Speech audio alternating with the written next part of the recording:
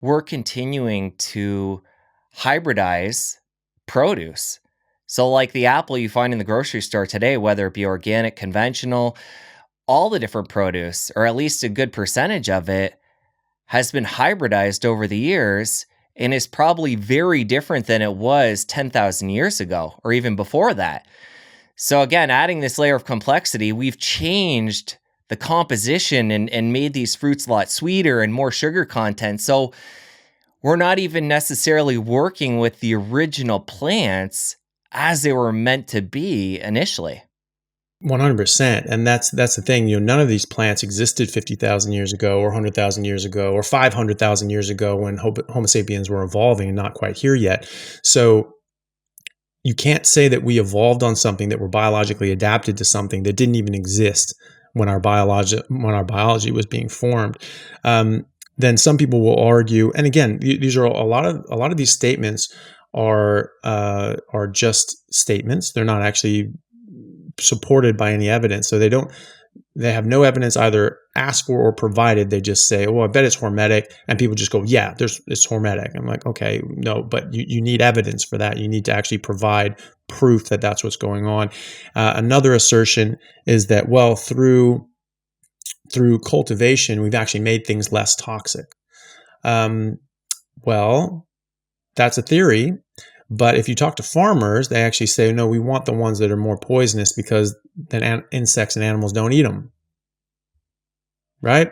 Because that gives you better crop yields. And this is where pesticides come in. You're spraying pesticides on a crop to make it even more poisonous, so even less animals and insects can eat them, so you can get a better yield.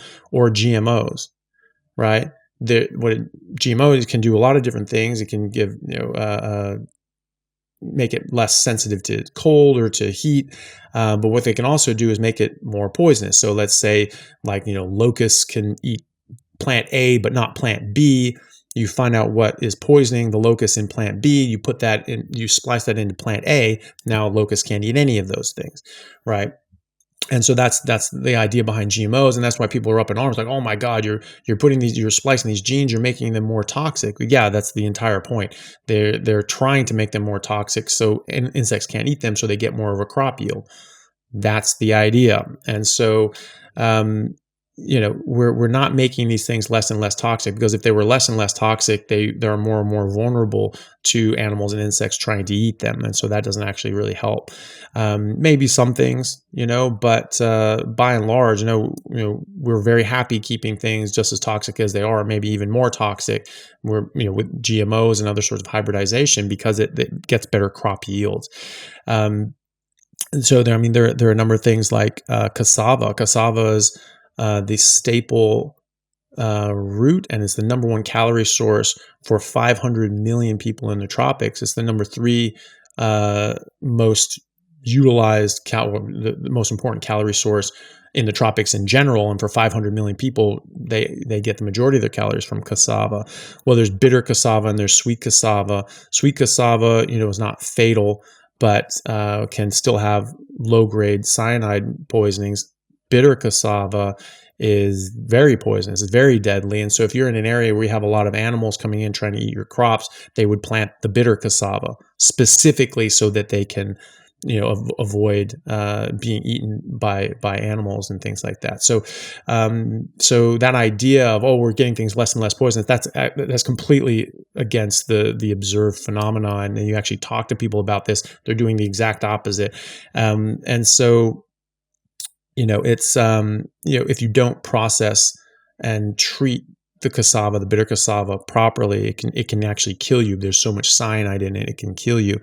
And, but it doesn't, that processing, thing that we do is not perfect. It doesn't get all the cyanide out of it. And so even low-grade cyanide poisoning can actually cause thyroid dysfunction, neurological damage as well. Especially, it seems that in people that are protein deficient, right? So if you're getting less than, like, sort of the international recommendations for the minimum amount of protein, which most people are getting less than that, you can actually get profound damage to your body and organs. We're talking about the tropics. We're talking about third world countries that are impoverished in general, and they're using cassava as their main calorie source out of necessity.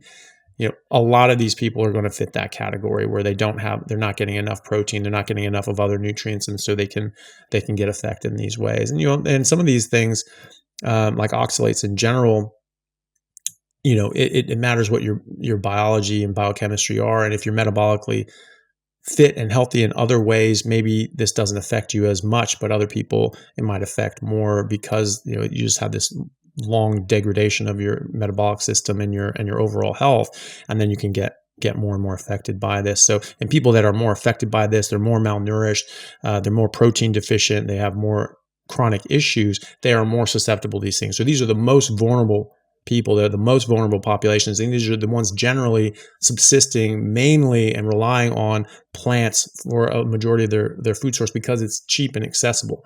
And so these are exactly the people that are at risk. If you enjoyed that clip, press here for the full episode. I'll see you over there. No animal eats the variety of plants that we do, and I think that that's causing and driving most of the modern non-communicable chronic diseases that we face these days. It is the complete elimination diet because it gets rid of